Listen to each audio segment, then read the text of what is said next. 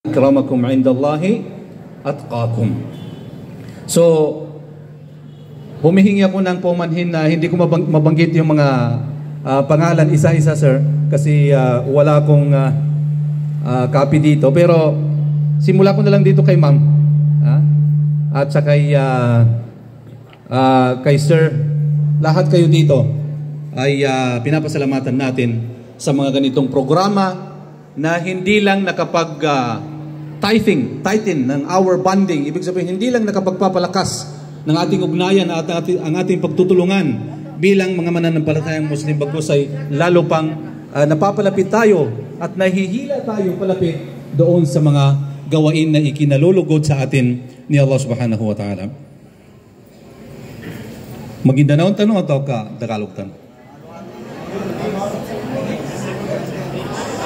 Halo-halo. Tagalog na lang? Okay. Masarap kasi pag halo-halo pag tag-init, pero pag taglamig hindi masarap ang halo-halo. Kape ang masarap. Di ba? Okay, bilang alhamdulillah, napaka-blessed na araw tayo. Friday.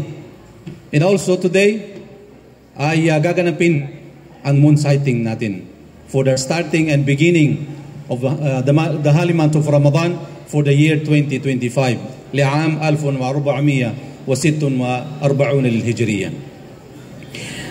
Ang paksa natin na tatalakayin na kung saan ay naipagkatiwala sa atin, welcoming Ramadan with faith and unity. Ibig sabihin ay sinasalubong natin ang pagdating ng buwan ng Ramadan nang mayroon sa atin ang tinatawag na faith, paniniwala at pananampalataya. Hindi lang yon. Kailangan nasa atin din ang pagkakaisa. Napakagandang usapin ito. And I know, karamihan dito sa mga butihin nating mga sheikh na mas nauna pa sa atin sa paaralan, mas nauna pa sa atin sa experiences, at mas malawak ang inabot sa atin. I know na alam nila itong mga paksa at mga kaalaman na mapag-uusapan natin ngayon, insyaAllah. Wa innama hadi mujarrada tadhkir wa dhakkir fa inna dhikra tanfa'ul mu'minin. So para sa mga kapatid ko at mga sheikh natin na alam kung ano itong mga pinagsasabi natin, ay parang review na rin sa kanila. Kahit gaano ka pa kagaling, di ba? Kahit cum laude ka, summa cum laude, magna cum laude, bago ka papasok sa examination, katulad ng bar examination, kailangan mong kumuha ng review, di ba? Alam niyo yan, kayong mga guro. Kailangan mong mag-review. So ngayon, papasok tayo sa buwan ng Ramadan, paparating ang isang napakagandang pagkakataon. So kailangan natin ma-review. Ano yung ma-review natin? Review ourselves. Ma-review natin ang ating mga sarili sa pamamagitan ng itong faith. Pamamagitan ng paniniwala at pananampalataya. Kumusta ang paniniwala at pananampalataya sa ating mga puso? Yung paniniwala at pananampalataya ba natin ay karapat-dapat ba na i-welcome sa Ramadan? Karapat-dapat ba na ipasok natin sa buwan ng Ramadan? So tingnan natin. Magmuni-muni tayo, sabi nga, sa ating mga sarili. At tingnan natin ang pagtutulungan natin, ang pagmamahalan natin, ang pagkakaisa natin. I-review natin. Welcoming Ramadan with faith and unity. Itong dalawa na ito ay mababasa at makikita natin sa isang verse lang sa banal na Quran, na kung saan dito natin makikita ang pag-obliga sa atin ni Allah sa pag-obserba ng pag-fasting o pag-fasting, pag-aayuno sa buwan ng Ramadan. Sabi ni Allah subhanahu wa ta'ala sa banal na Quran, sa chapter ng Al-Baqarah, lahat kayo memorize niyo ito.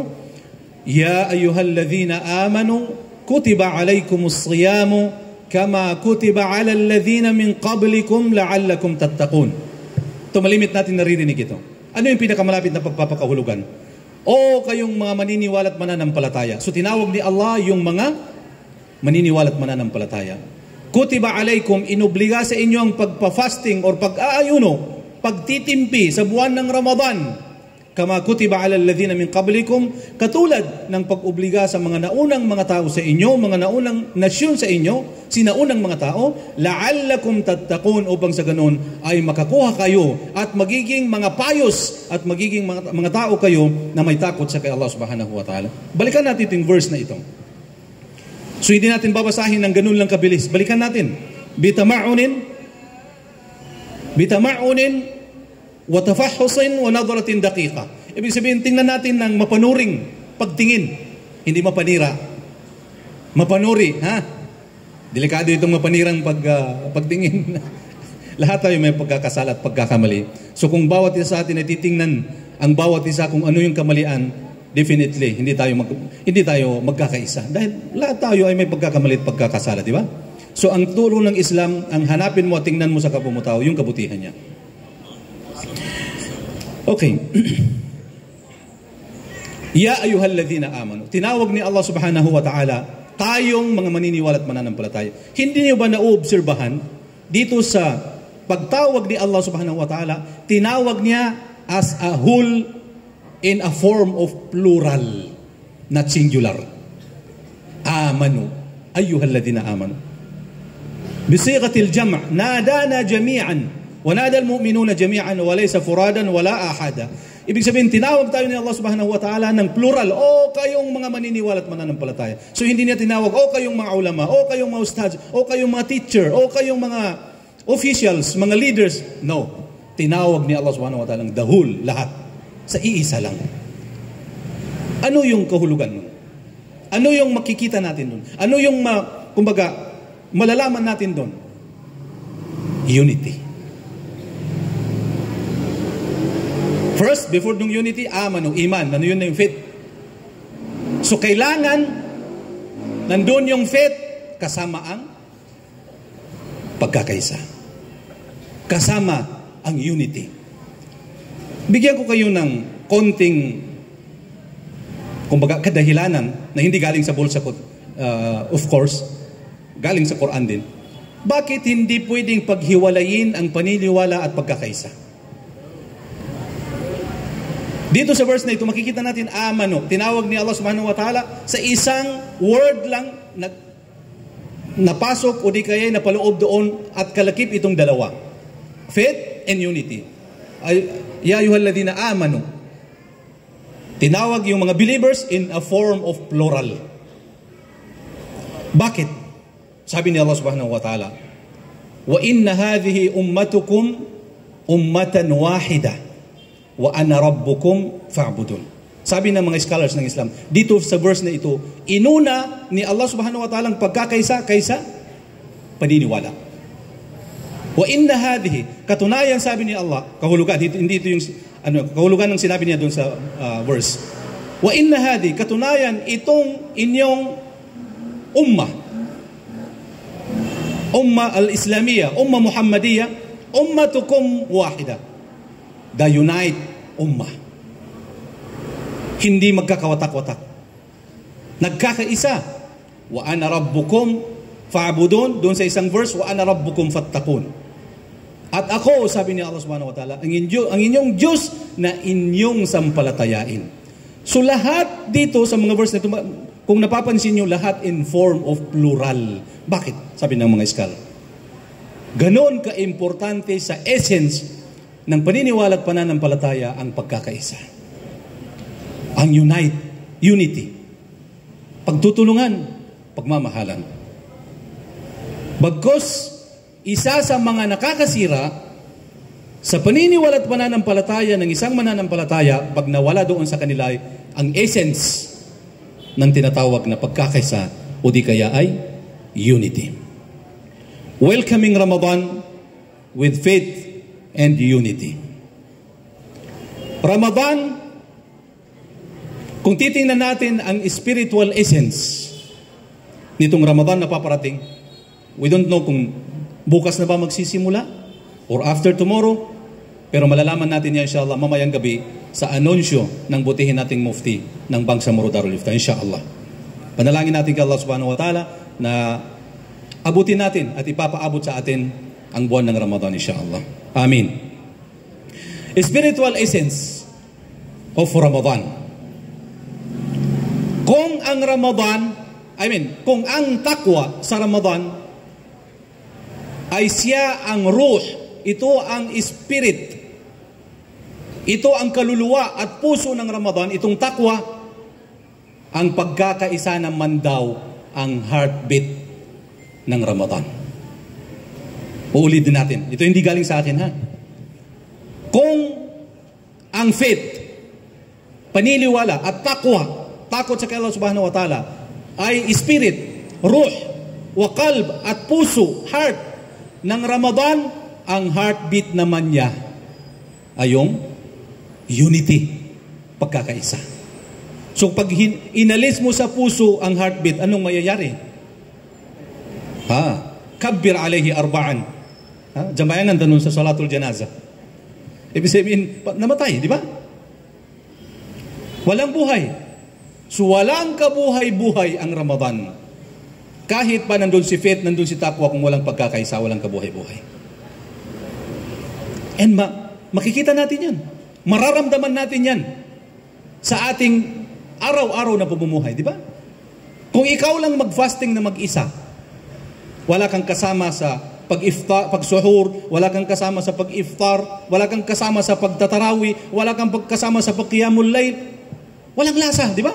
Walang kabuhay-buhay na Ramadan. Pero subukan mong mag-fasting nang doon pa lang starting sa pagkain doon sa suhur, pagkain sa madaling araw, at doon sa pag-iftar, kasama mo ang maraming mga kapwa, maraming mga kaibigan, o di kay maraming mga mahal mo sa buhay, kasama mong family mo, and doon sa pagtatarawi, napakarami ng mga taong kasama mo, sa pagtatahajud, marami ang kasama mo, anong feel?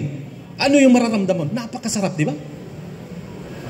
So yun, hindi kailanman pwedeng makapaghiwalay ang faith and unity sa Ramadan, dahil kung ang takwa at faith sa Ramadan ay ang kanyang spirit, kaluluwa at kanyang puso, definitely daw ang pagkakaisa sa Ramadan is the heart beat ng buwan ng Ramadan.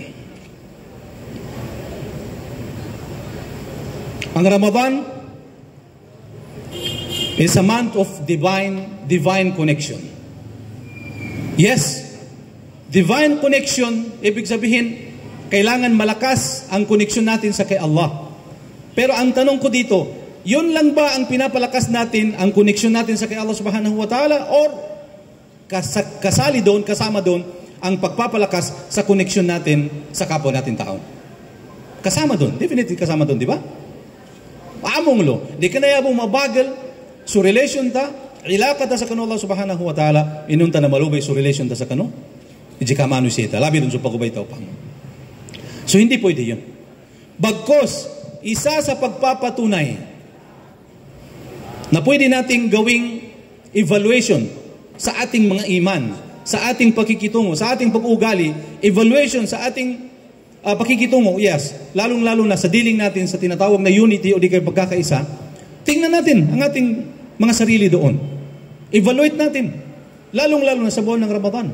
Paano ba tayo nakikitungo sa kay Allah? Yes, malapit, napakalapit natin kay Allah subhanahu wa ta'ala. Starting from madaling araw, nagtitimpi tayo, iniingatan natin ang ating mga mata, ang ating mga tiyan na hindi tayo makakain, hindi tayo makainom ng ipinagbawal sa atin ni Allah subhanahu wa ta'ala sa umaga ng Ramadan hanggang sa gabi, nagtatarawi, nagtatahajud. Yes, napakalakas ang relasyon natin kay Allah subhanahu wa ta'ala. Pero kung titingnan naman natin sa relasyon niya sa kapwa-tao, ay sabihin natin 0% o di kay napakahina, sumaring masira niya ang magandang relasyon mo sa kay Allah subhanahu wa ta'ala dahil doon sa masamang pakikitungo at masamang relasyon mo sa kapwa mo tao. فالعبادات هناك عبادات شعائرية وهناك عبادات تعاملية. Ibig sabihin, ang paniniwala daw, sabi ng mga scholars ng Islam, ay dalawang klase. Ibadatun sha'airiyya, symbolic faith. Ano yung mga symbolic faith? Pagdarasal, pagfa-fasting, pag-umrah, pagbibigay ng zakah, jihad, ano pa, ito yung mga symbolic. Pangalawang klase, ta'amuliyya, doon sa dealing natin. Paano tayo nakikitungo? So kung mabuti, perfecto ka doon sa ibadatun sha'airiyya, kompleto ka, 100% ka doon sa symbolic na faith, form of faith, pero zero ka naman o di kaya ay sira ka naman dito, failure ka naman dito sa ibadatun ta'amuliyya, masisira niya ang ibadatun sha'airiyya. Alam ng mga ulama natin, napakaraming mga dalil. Napakaraming mga dalil. Isa na dito, na sinabi ni Prophet Muhammad sallallahu alaihi wasallam, na sinabi niyang mga logi, mga bankrupt, at tadruna manil muflis. Alam niyo ba, sabi ni Allah subhanahu wa ta'ala, kung sino ang bankrupt? Sino ang, ano ba yung ibang katawagan ng bankrupt? Logi, ha? Hindi lang logi. Pag sinabi nating bankrupt, walang natira sa kanya. Natibar. Itinanong na, yes, sino yung mga business dito na alam kung ano yung pantawag? Sabi natin bankrupt. Sabi ni Prophet Muhammad sallallahu alaihi wasallam, alam niyo ba kung sino yung bankrupt? Ay sabi ng mga kanyang companions, ang alam namin, propeta, na bankrupt, lugi, natibar, natikwas, man la dirham lahu, man la dinara lahu wala dirham. Walang pera. Naubusan ng ari-arian. Walang natira sa kanyang ari-arian. Sabi ng propeta, hindi yun ang tunay na bankrupt. Ang tunay na bankrupt, rajulun, isang maniniwala, isang mananampalataya, isang Muslim, isang tao, dumating doon sa pangalawang buhay na malabundok ang kabutihan. Bisalatin wa siyamin wa zakatin wa jihadin wa sadaqatin wa ila ghayriha. Malabundok na kabutihan. Napakaraming gawaing kabutihan, napakaraming ibada na nagawa, napakaraming fasting, tahajjud, pagbibigay kawang gawa, sadaka, zaka, ano pa man dyan. Walakin, kaya lang, nagsalita ng masama. Kumuha ng hindi sa kanya. Pinalo niya ang kapwa niya tao. Nanlibak ng kanyang kapwa tao. Kinain niya ang pagkain o di kaya pera o ari-arian ng kapwa ni tao. Anong mangyari? Sabi ni Prophet Muhammad sallallahu alaihi wasallam, ang mangyayari, pagbabayaran niya yon. Paano niya babayaran? Wala siyang pera doon sa pangalawang buhay. Kukunin doon sa kanyang kabutihan at ibabayad niya doon sa napagutangan niya. At idha fanat hasanato, kapag naubos ang kanyang kabutihan at hindi pa rin nabayaran ng kanyang utang, anong gagawin? Kukunin doon sa kanyang napagutangan ang masamang ginawa at kasalanan nung nautangan niya at doon ibabato at doon ilalagay sa kanya. Fatutraha finnar, hanggang sa maibato siya sa loob ng impyerno. Hindi kayo makapasok siya sa loob ng impyerno. Nakikita nyo? Bakit nakapasok siya sa impyerno? Hindi siya naglasal? No. Hindi siya nag-fasting? No. Hindi siya nagsadaka? No. Hindi siya nag-jihad? No. So, kumpleto niya ang ibadatun sha'airiyya, yung symbolic. Kaya lang, failure siya doon sa ibadatun ta'amuliyya. Failure siya doon sa pakikitungo. So, ganun ka-importante itong tinatawag natin na koneksyon ng tinatawag na paniniwala at pananampalataya kasama ang unity o di kaya ay pagkakaisa. Kasi yung unity, nandun sa dealing yan eh. Nandun sa pakikitungo natin. Kung paano tayo makikipagkapwa-tao. Nakakita ka ng leader, irespeto mo. Pakinggan mo kung ano ang kanilang sinasabi. Sumunod ka sa kanila. Hanggang sa ang kanilang ipinag-uutos ay hindi pa naman doon sa contradict sa kung ano ang ipinag-utos ni Allah subhanahu wa ta'ala.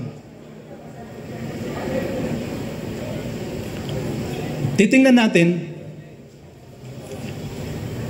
kung ano ba yung madahir al-iman? Ano ba yung madahirul iman fi Ramadan? Napakarami ng madahirul iman, hindi si madahir Shuaib dito Ibig sabihin ng madahir ay dito natin mapapatunayan, makikita, or sabihin natin matatamasa, mararamdaman sa buwan ng Ramadan itong tinatawag na faith. Napakarami, di ba? Starting doon sa, mag-start sa pinaka-start ng Ramadan. Starting doon sa, ano yung pinaka-start ng Ramadan? Halimbawa, Ramadan na bukas, halimbawa lang So ano yung kailangan natin gawin ngayon? Ano yung pinaka-importante na kasama doon sa pillar ng fasting na gagawin natin? Yes, Sino nagsabi ng niya? Masya Allah. Yes, intensyon. Kailangan natin magniya. Dahil isa yan sa pillar, arkanu as-siyam. Ruknun min arkani as-siyam, an-niya. Magkaroon tayo ng intensyon. Magkaroon tayo ng niya. Pag sinabi natin niya, hindi yung sinasabi na, nawaitu an asuma shahra ramadana li hadha al-am. Sabihin mo sa iyong dila, ini-intensyon ko na ako ay magfa-fasting sa Ramadan. No, hindi mo sinasabi. La tatalaffadh bihi bilisanika. Hindi mo sasabihin, hindi mo sasambitin ng dila mo. Bagos dito saan? Famahallun niyati fil qalb wa laysa fil lisan. Dahil saan natin matatagpuan ng niya? Sa dila o sa puso? Yes, definitely sa puso. So huwag mong sabihin, dahil pag sinabi mo hindi na yun intensyon, salita na yun. Salita na. So hindi yun ang matlob, hindi yun ang kailangan. Ang kailangan intensyon dito. Aqdun niya fil qalb. So ilalagay mo dito sa puso mo ang pagniniya. Niya tayo. So starting from niya ibada o ghayru ibada. Ang niya ba, saan mahuhulog? Saan mafuful ang niya? Doon sa symbolic or doon sa pakikitungo na form ng ibada o form ng paniniwala natin kay Allah subhanahu wa ta'ala? Yes, saan na form ng ibada? Doon sa ta'amuliya, sha'aire o ta'amuliya? Nahihirapan sila, ma'am, sa ano ba yung sha'airiya? Sha'airiya yung symbolic. Yung ta'amuliya naman doon sa pagkikitungo. So saan mahulog yung intention? Doon sa symbolic. Yes, doon sa symbolic. Sha'airiya. Dahil yung ibada na yun ay between you and Allah subhanahu wa ta'ala. Sa inyong dalawa, pagitan nyo kay Allah subhanahu wa ta'ala. So doon mafufall yung intention na yun. So starting from intention, niya, suhur, and pagfa-fasting, and breaking ng fasting, praying ng tarawih, praying ng tahajjud, lahat ng ito ay symbolic. Pero kalakip doon sa mga symbolic na yun, sumasama doon at kalakip doon itong tinatawag natin na ta'amuliya. Ta'amuliya. Paano sumasali doon ng ta'amuliya? Halimbawa, nagsusuhor tayo. Hindi ka lang magsusuhor. Kakain ka, alhamdulillah, bahala si asawa, bahala si anak, bahala si kaibigan, hindi sila kagising, bahala ka, hindi ka gumising. Anong gagawin mo sa kapwa mo, kapatid mo, asawa mo, anak mo, na dumating ng oras ng suhor, na natutulog pa siya, anong gagawin mo? Gigisingin mo siya o pabayaan mo na lang siya? Yes, definitely, gigisingin mo. Pag hindi mo ginising yun, pag si asawa mo, lagot kayo. Di ba? Pagkakalitan ka, ikaw yung nagluto, tapos, pagdating ng suhor, ikaw lang ang kumain, hindi mo siya ginising. Yung paggising niyo sa inyong mga asawa sa pagsusuhor, ay doon sa ibadatun ta'amuliya yun. Ibadatun ta'amuliya.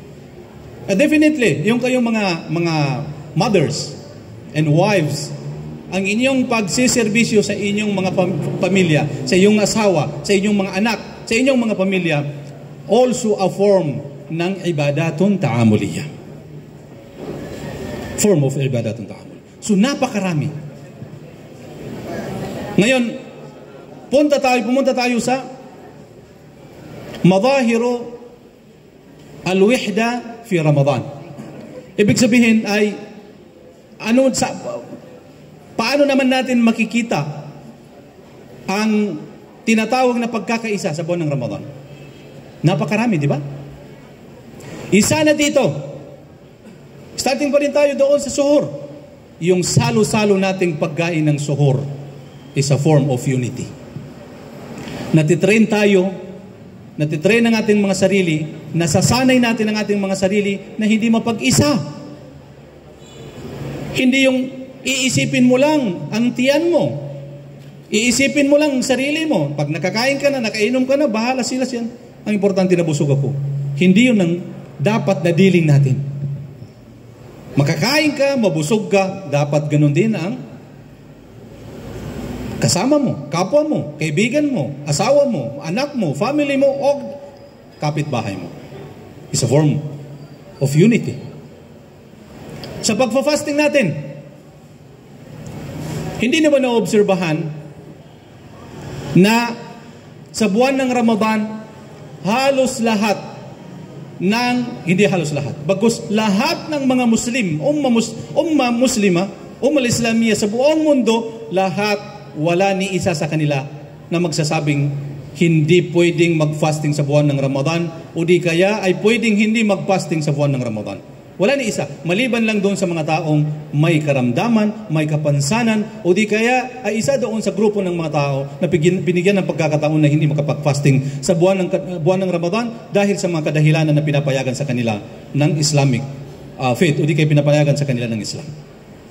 Pero lahat, pangkalahatan, lahat tayo ay nagfa-fasting. Maaring nagkaiba-iba lang tayo doon sa pag-umpisa. Starting. Bakit tayo nagkaiba-iba dito? Ito malaking usapin ito Ganun pa man, nagkaiba-iba tayo sa pag-start ng Ramadan kasi iba-iba yung area natin. Iba-iba yung mga bansa natin. Falikulli baladin ru'yatuhu. Ibig sabihin, every country ay meron siyang sariling moon sighting. Every country, falikulli baladin, laha ru'yatuha al-khassa. Ibig sabihin, ay every country has own moon sighting. Bawat country ay meron siyang sariling moon sighting. Halimbawa, dito sa atin sa Pilipinas, kaiba doon sa Saudi, kaiba doon sa Egypt, kaiba doon sa iba-ibang mga bansa. Kaya lang, nagkakaisa tayo na kailangan nating mag-umpisa sa buwan ng Ramadan. Kailan? Kung nakita natin ang buwan.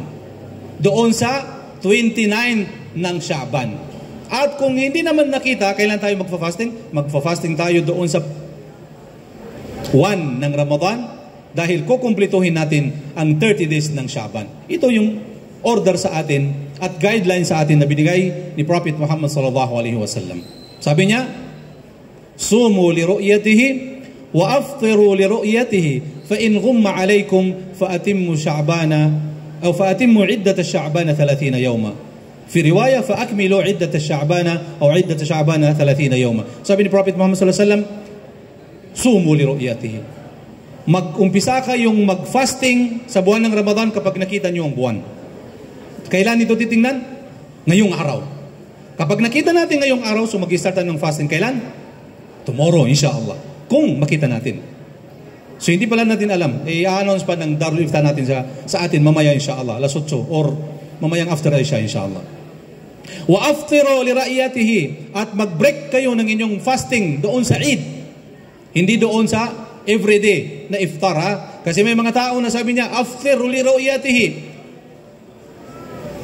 Hindi tinitingnan yung paglubog ng araw, ang tinitingnan, sabi niya, sumikat na ba yung buwan?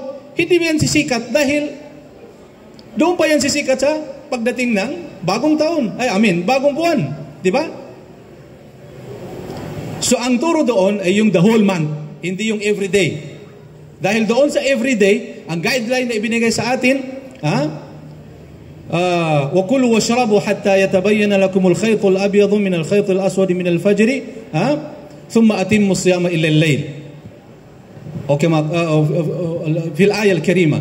Ibig sabihin, nag-uumpisa tayo doon sa al-fajr as-sadiq, sa madaling araw, hatta al-layl, hanggang sa lumubog ang araw. Hindi hanggang sa sumikat ang buwan. Kailan natin tinitingnan na sumikat muli ang buwan? Kapag doon na sa Eid natin.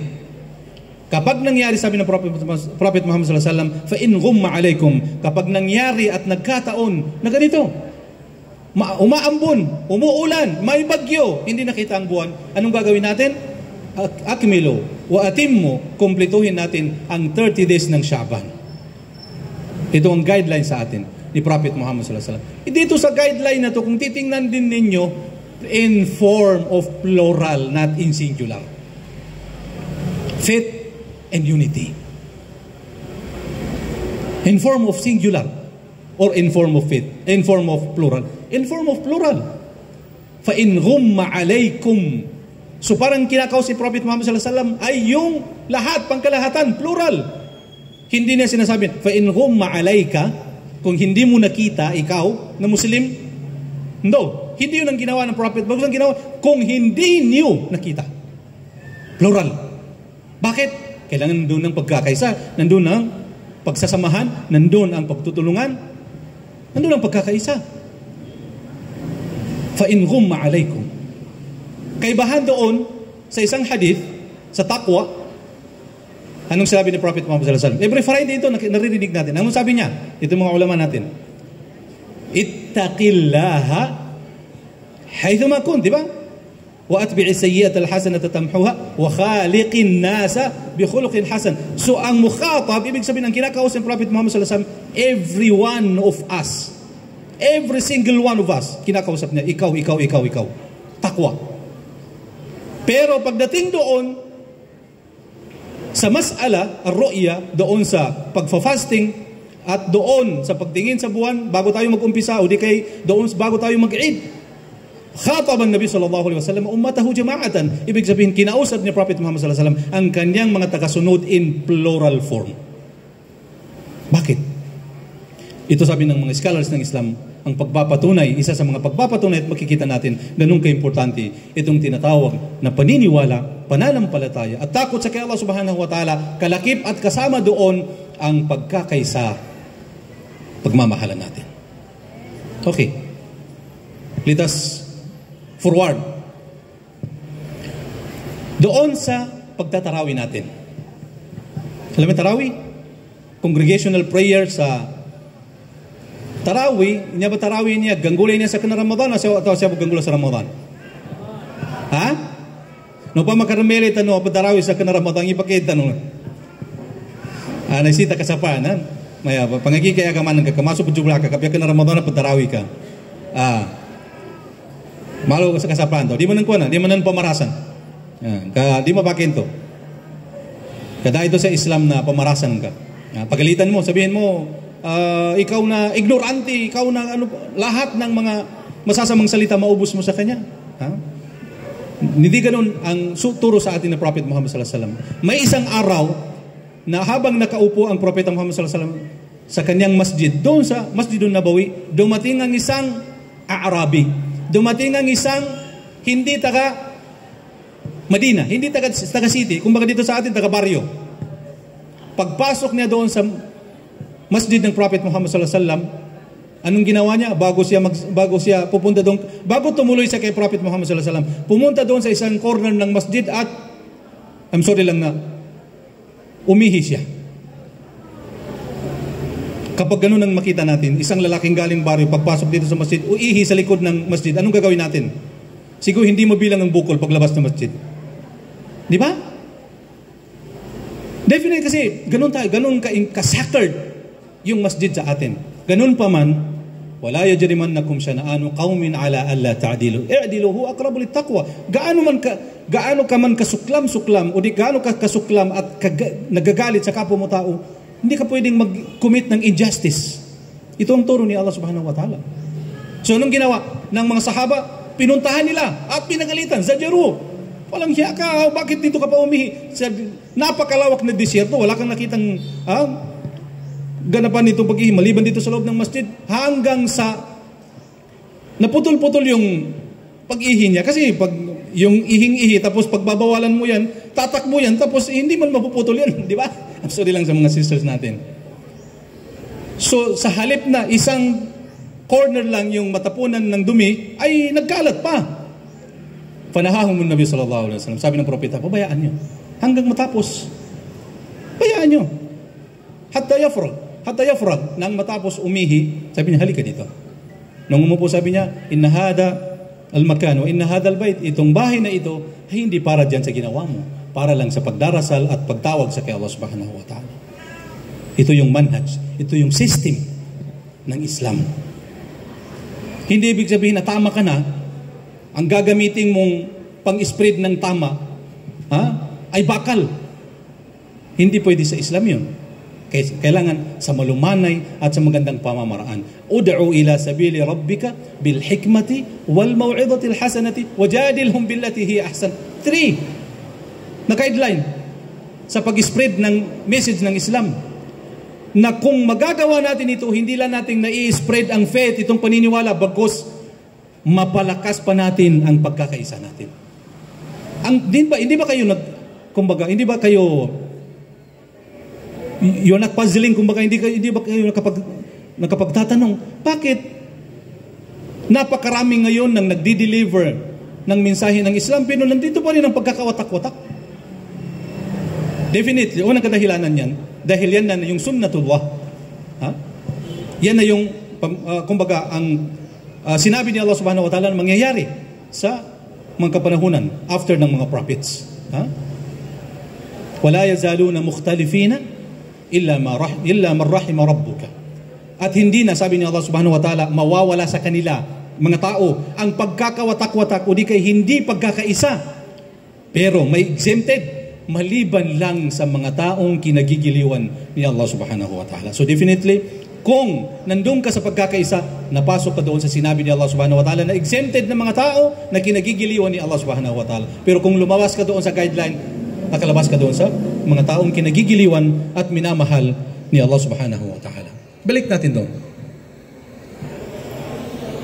Ano ba yung, ano natin kanina? Ha?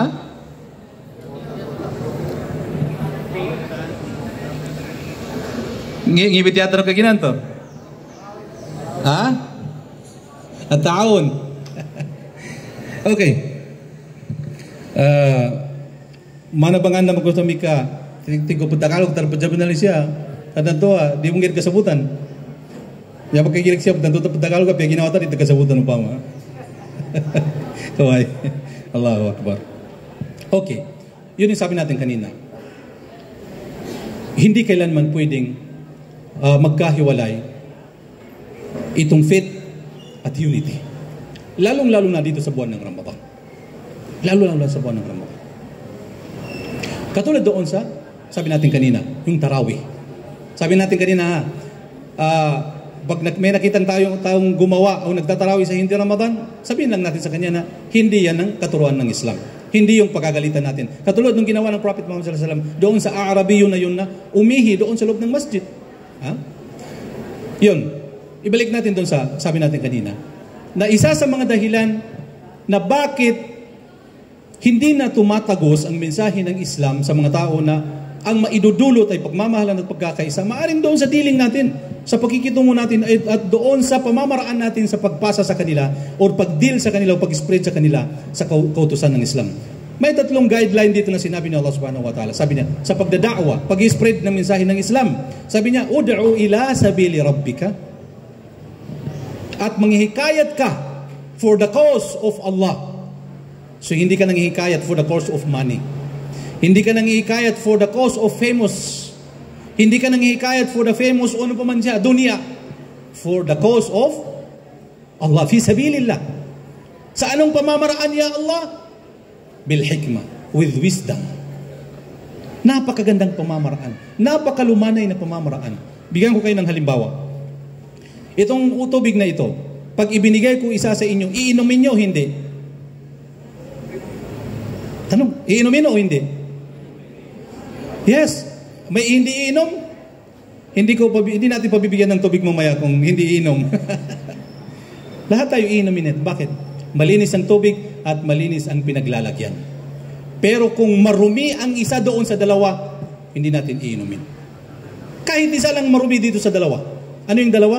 Tubig at ang paglalagyan. Kahit gaano kalinis ang tubig, kung marumi ang pinaglalagyan, walang iinom yan. Ganito rin sa da'wa. Kahit gaano kaganda ang mensahe ng Islam, kung mali ang iyong pag-deliver, hindi tatanggapin ng tao yan. Yes, hindi tatanggapin.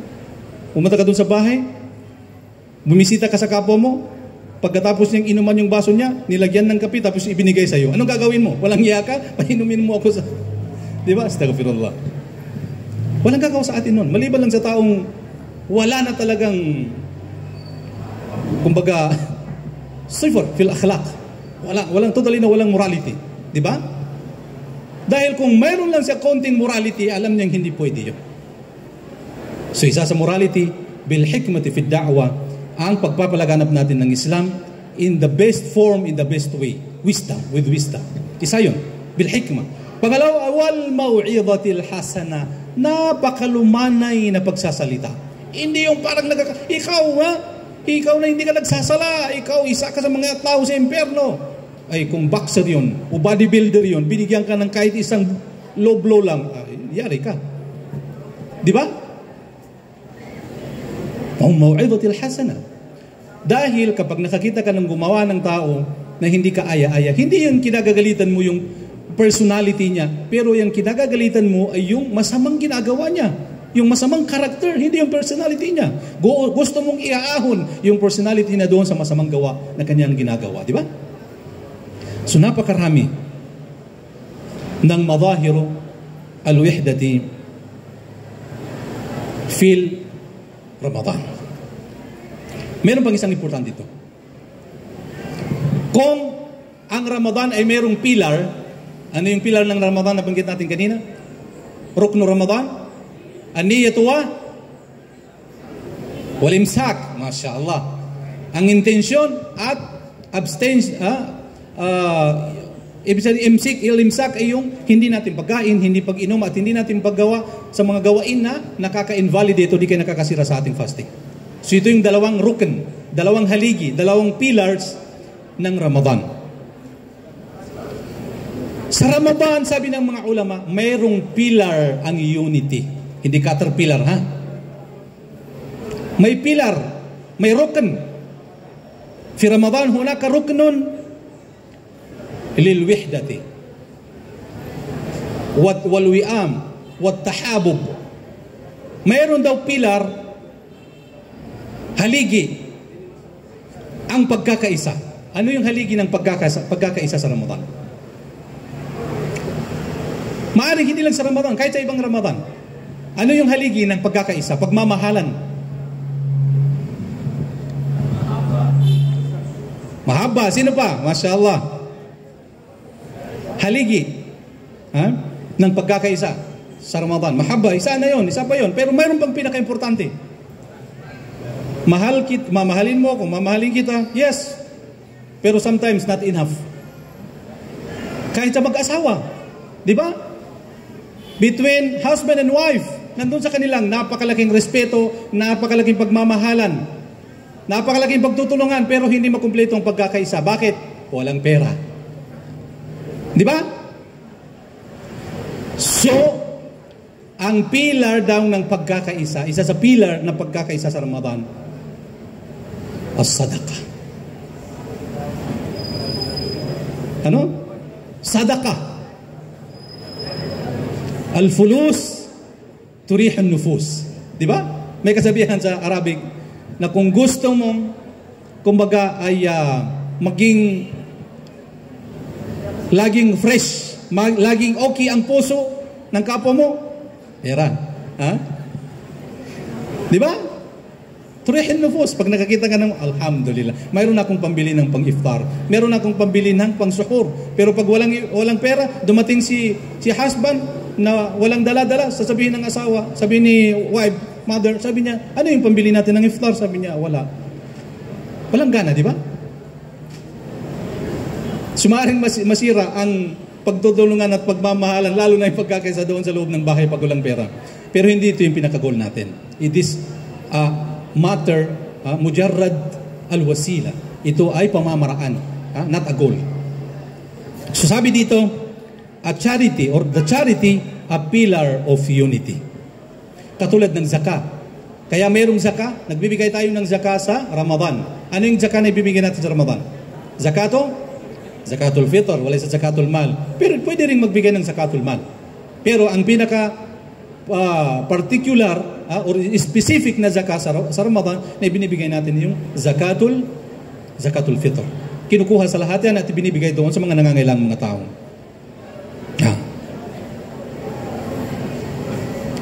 Ang Prophet Muhammad sallallahu alaihi wasallam ay napaka matulungin at maawain niya. Pero hindi maikumpara pagdating ng buwan ng Ramadan. Kaya kung gusto natin mapalakas pa ang bonding ng ating pagmamahalan, pagkakaisa, nandun ng faith, nandun yung unity, kailangan din, ay meron ding budget, di ba? Meron ding budget. Meron ding fulus, meron ding money, for honey, pero ito ay mujarrada wasila. Ito ay pamamaraan lang. Kumbaga daan. Hindi yan ang pinaka-goal natin. Ibig sabihin ng daan, dumadaan ka lang doon. Pero hindi ka uupo doon. Hindi ka matutulog doon. Hindi ka magpapakamatay na doon. Daan yun eh. Di ba? Kung may taong mag-uupo, di kay matutulog dyan sa daan. Pagkakalitan natin, di ba? Nasisiraan ka naman ng bait. Daan ito, hindi ito. So ganun din ang fulus, money, wealth, ari-arian. Ito ay pamamaraan lang. Para saan? Para magkaisa tayo at para umabot tayo doon sa kagustuhan o di kay kagiliwan tayo ni Allah subhanahu wa ta'ala. Napakarami ng mga madahirul wihda fi Ramadan o fi al-Quran. Isa na doon yung mga nabanggit natin kanina. Kaya bilang konklusyon natin dito sa mga naibahagi natin, kailangan nating matransform sa Ramadan na ito ang ating mga sarili. Matransform ang ating mga sarili. First, ma-evaluate natin ang ating faith sa ating mga puso. Kung enough na ba itong mga faith natin na ipasok natin sa Ramadan? Katulad ng itong mga ustaz natin. Meron ba sa dito mga basketballista? Dati siguro meron, di ba? So bago ka papasok sa laro, sa pagbabasketball, anong gagawin mo? Al-ihma, fatratul ihma, warm up. Kailangan warm up. Lalo pat pang ganito sa atin na medyo matatanda na at medyo malalaki na ang container. Kailangan ng warm up, di ba? Yes, definitely sa Ramadan din. Paparating ang Ramadan, medyo malaki yung container dahil sanay sa 6 times na pagkain. May breakfast, may early morning na, breakfast, early morning na snack, may lunch, may afternoon snack, at may dinner, at may midnight pa snack pa. Allahu Akbar. 6 na beses. So nasanay tayo doon pagdating ng Ramadan. Alas 11 pa lang ng umaga, talagang namimilipit na ng sakit ang tiyan dahil nagugutom na, di ba? So kailangan natin ng warm up.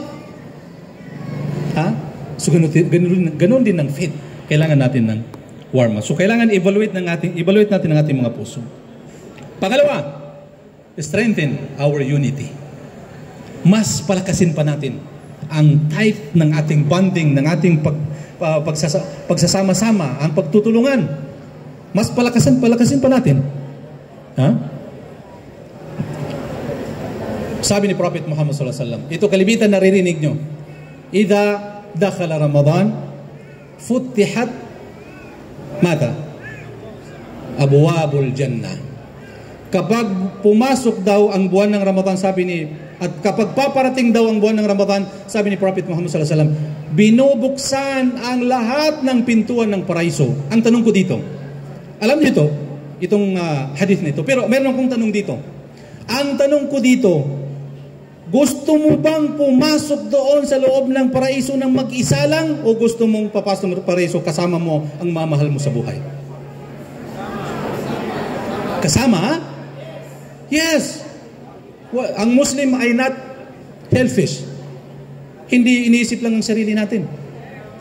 So kung gusto mo na makapasok ng paraiso na binubuksan ni Allah ang lahat ng pintuan sa buwan ng Ramadan, magkaroon tayo ng faith.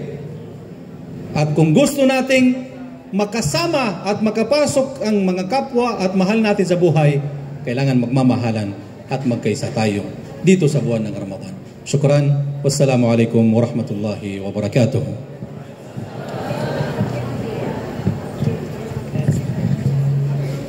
Alhamdulillah and shukran Ustads for those reminders and knowledge that you have shared to us. May Allah subhanahu wa ta'ala bless us all, inshallah. At this moment of time, we would like to acknowledge the presence of our Schools Division Superintendent, Dr. Bayrohana N. Sinswat, and also the representative of Professor Tahir Ginag Mais, no other than Ustads Alim Abdul Gafur Abdul Hamid, Director 1 of Bureau of Madaris Education. Ahlan wa sahlan to our 2025 Division Pre-Ramadan Symposium. At this time, also we would like to acknowledge the presence of our SGOD Chief, Sir Benjamin Wahab. At this time, is the awarding of Certificate of Recognition to our guest speaker.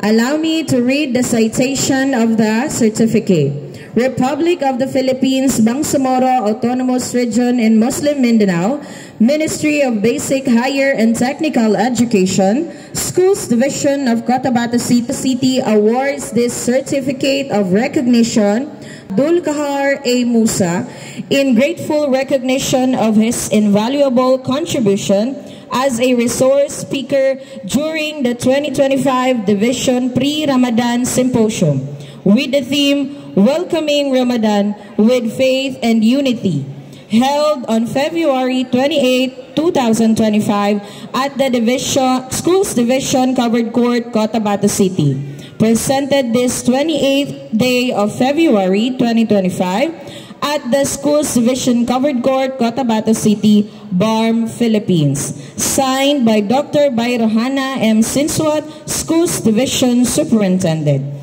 We would like to request our Schools Division Superintendent, Dr. Bayrohana M. Sinswat, to be assisted by our Assistant Schools Division Superintendent, Dr. Zahra I. Serafika. And also, we would like to request our SGOD Chief, Sir Benjamin M. Wahab.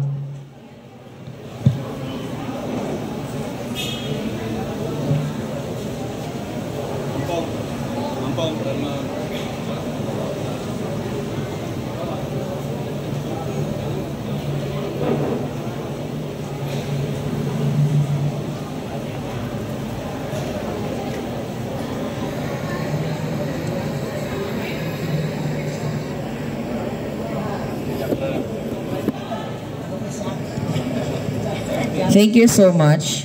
With that, let us proceed to the inspirational message to be given to us by our